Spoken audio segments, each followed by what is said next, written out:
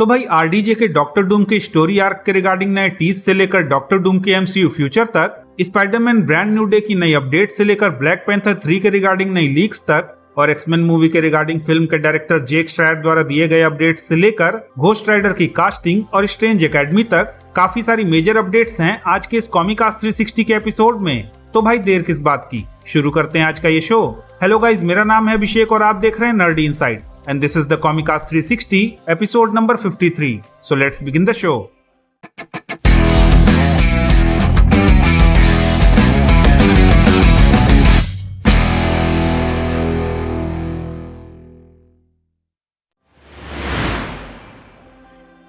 तो भाई इस वीक ग्लासगो में स्पाइडरमैन ब्रांड न्यू डे की शूटिंग शुरू होने के साथ ही मार्वल वालों ने 2 वीडियोस रिलीज करके स्पाइडरमैन के नए सूट को हमारे सामने रिवील किया, जो कि देखने में काफी हद तक टोबी मैगवायर और एंड्रू गारफील्ड के स्पाइडरमैन सूट के जैसे दिख रहा है। खैर, इसके साथ ही द हॉलीवुड रिपोर्टर नाम के मीडिया हाउस ने लंबे समय से चली आ रही हल्क के स्पाइडरमैन ब्रांड न्यू डे में रिटर्न की रूमर को कंफर्म करते हुए ये रिपोर्ट किया कि स्पाइडरमैन ब्रांड न्यू डे में हमें स्पाइडरमैन, हल्क और पनिशर एक दूसरे से लड़ते हुए देखने को मिलेंगे। साथ ही भाई द हॉलीवुड रिपोर्टर ने यह भी बताया कि फिल्म में हमें स्पाइडरमैन होमकमिंग के पोस्ट क्रेडिट सीन में अपीयर होने वाला माइकल मैंडो के स्कॉर्पियन का कैरेक्टर भी रिटर्न करता हुआ देखने को मिलेगा। हालांकि भाई जिस तरह से रिसेंटली केविन फाइगी ने इस फिल्म के ग्राउंडेड स्टोरी लाइन पे बेस्ड होने वाली बात को कंफर्म किया है, उसे सुनने के बाद मुझे ऐसा लग रहा है कि अगर फिल्म में हल्क के एक्शन सीक्वेंसेस हुए भी तो वो बहुत नॉमिनल होंगे और फिल्म के मेजॉरिटी पार्ट्स में हमें हल्क का वही प्रोफेसर हल्क वाला अवतार देखने को मिलेगा जिसे हम एंड गेम से लगातार देखते हुए आ रहे हैं।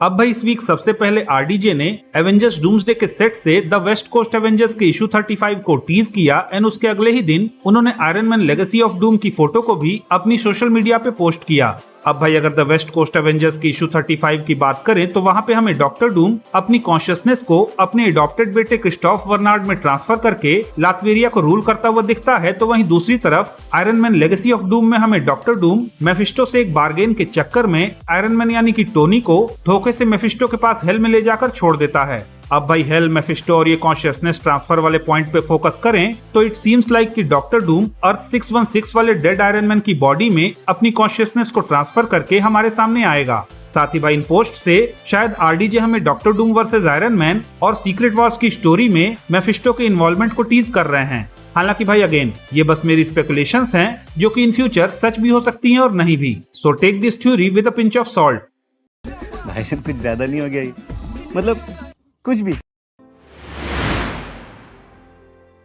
अब भाई फैंटास्टिक फोर फर्स्ट स्टेप्स के मिड क्रेडिट सीन में डॉक्टर डूम के टीज के बाद फैंस के बीच डॉक्टर डूम के रिगार्डिंग थ्योरीज पे थ्योरीज बनाई जा रही हैं और भाई इन्हीं थ्योरीज को एड्रेस करते हुए रिसेंटली एलेक्स पेरेज नाम के इंडस्ट्री इनसाइडर ने ये कंफर्म किया है कि इस मिड क्रेडिट सीन और इन फ्यूचर एमसीयू में दिखने वाला आरडीजे का डॉक्टर डूम अर्थ 828 से ही बिलोंग करता है। साथ ही भाई एज पर रिपोर्ट्स आरडीजे के इस डॉक्टर डूम अनाउंसमेंट के बाद से जिस तरह से इस कैरेक्टर के रिगार्डिंग हाइप बढ़ी है, उसे देखते हुए मार्वल आरडीजे को as Doctor Doom Secret Wars के बाद भी एमसीयू में कंटिन्यू करने के प्लान में है। और भाई करेंटली आरडीजे का जो कॉन्ट्रैक्ट केवल सीक्रेट वॉर्स तक है उसे भी एक्सटेंड करने के रिगार्डिंग डिस्कशंस चल रहे हैं। अब भाई वैसे भी डॉक्टर डूम मार्वल कॉमिक्स में जैसा कैरेक्टर है उसके साथ केवल 2 मूवीज में जस्टिस कर पाना पूरी तरह से इम्पॉसिबल है। सो अगर मार्वल डॉक्टर डूम के साथ कंटिन्यू करता है तो इन फ्यूचर हमें इस कैरेक्टर से रिलेटेड और भी कई सारी इंटरेस्टिंग स्टोरीज देखने को मिल सकती हैं। ये बड़ी अच्छी बात कही आप।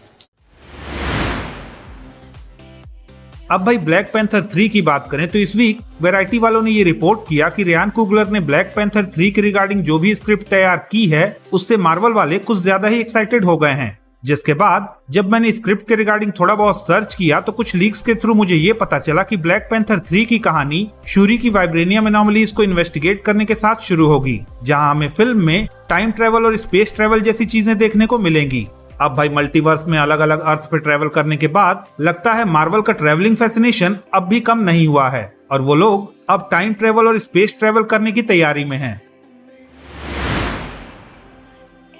तो भाई इस वीक मार्वल के फेज 7 में आने वाली एक्समैन मूवी के डायरेक्टर जेक श्रायर ने अपनी एक्समैन मूवी के रिगार्डिंग एक इंटरव्यू में ये बताया कि उनकी एक्समैन मूवी फॉक्स यूनिवर्स की मूवीज के कंपैरिजन में काफी अलग होने वाली है, जहां कैरेक्टर्स के कॉस्ट्यूम से लेकर स्टोरी तक सब कुछ ऑडियंस को एक अलग ही एक्सपीरियंस देगा। साथ ही उन्होंने ये भी बताया कि जहां फॉक्स यूनिवर्स की एक्समैन मूवीज में हमें एक्समैन का कॉन्फ्लिक्ट आउटसाइड वर्ल्ड यानी कि ह्यूमंस से होता हुआ देखने को मिला था, वहीं उनकी मूवी में ये कॉन्फ्लिक्ट एक्समैन के कैरेक्टर्स का आपस में इंटरनल कॉन्फ्लिक्ट होगा। साथ ही भाई कास्टिंग के रिगार्डिंग बात करते हुए उन्होंने ये कहा कि जब तक फिल्म की स्क्रिप्ट कंप्लीट नहीं हो जाती वो लोग फिल्म के रिगार्डिंग कोई भी कास्टिंग नहीं करेंगे। हालांकि on the other side variety वालों ने ये रिपोर्ट किया कि मार्वल एक्समैन के लिए ए लिस्टर्स के बजाय नए चेहरों पे फोकस करना चाहता है, जिससे कि फिल्म की कास्टिंग में ज्यादा पैसा लगाने के बजाय वो लोग उन पैसों को प्रोजेक्ट को बेटर बनाने में यूज कर सकें।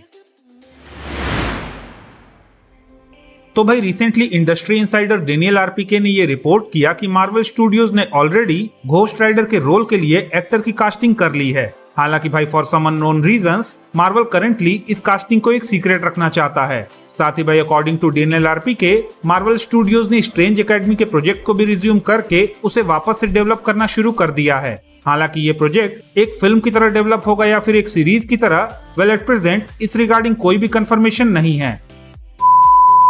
तो भाई दैट्स इट, आज के इस कॉमिकास्ट 360 के एपिसोड में बस इतना ही। अगर आपको कॉमिकास्ट 360 का ये एपिसोड पसंद आया तो प्लीज इस वीडियो को लाइक कीजिए, शेयर कीजिए और हाँ, अगर आपके कुछ सजेशंस हैं तो please don't forget to comment और जाते जाते प्लीज इस चैनल को सब्सक्राइब करना भी ना भूलें। तो मिलता हूँ मैं आपसे अगली वीडियो में, तब तक के लिए have fun and enjoy the day.